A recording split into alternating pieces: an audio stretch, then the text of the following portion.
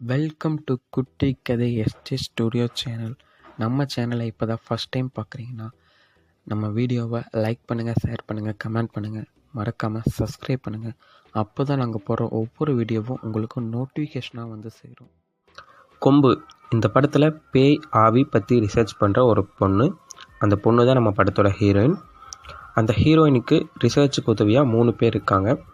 அதில் ஒருத்தங்க தான் நம்ம பாண்டியராஜுக்கு சொந்தக்காரனா நம்ம ஹீரோ வராரு. அவர் தான் டைரக்டர்னு சொல்லிக்கிறாரு. இப்படி இருக்க ஒரு ஊரில் ஒரு நடந்த அமானுஷம் பற்றி ஒரு வீடியோ ட்ரெண்டிங் போயிட்டுருக்குது. அதை ரிசர்ச் பண்ணலான்னு ஊருக்கு கிளம்பி போயிட்டுருப்பாங்க.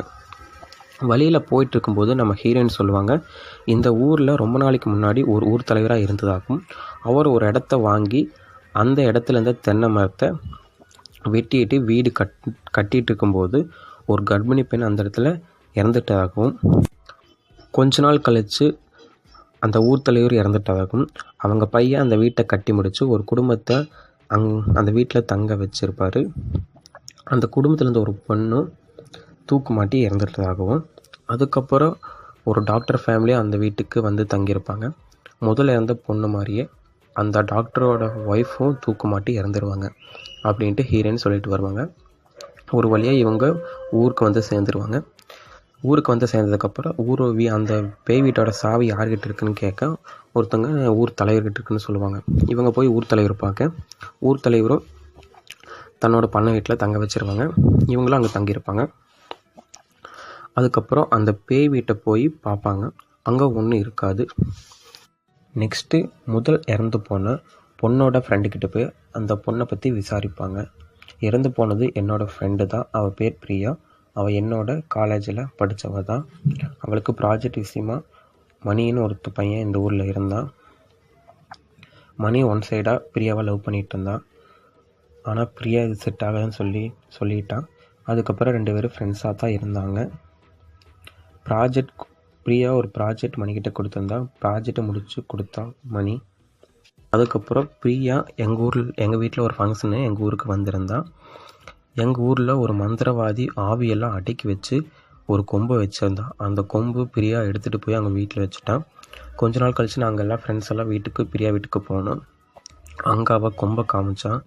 திடீர்னு நாங்களாம் வெளியே வந்துட்டோம். நாள் கழித்து அவள் இறந்துட்டான் அப்படின்னு சொல்லுவான். இவங்க போய் மணியெல்லாம் விசாரிக்க மணியும் ஒன்றுமே சொல்லாமல் போயிடுவார்.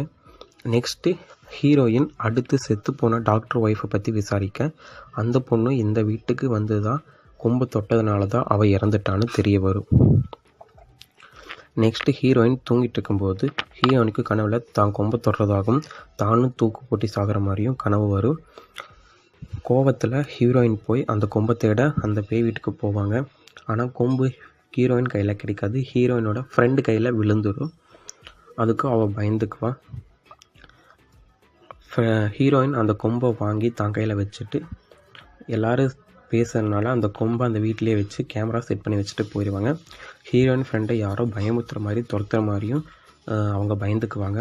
ஹீரோ அதெல்லாம் வேறு யாரும் இல்லை, பேய் இருக்காது, ஆவி இருக்காது, யாரோ சதி பண்ணுறாங்க அப்படின்ட்டு நான் கண்டுபிடிக்கிறேன் அப்படின்ட்டு இவங்களும் பேய் வேஷம் போட்டு அந்த பேய் மாதிரி நடிக்கிறவங்கள கண்டுபிடிச்சு பார்ப்பாங்க.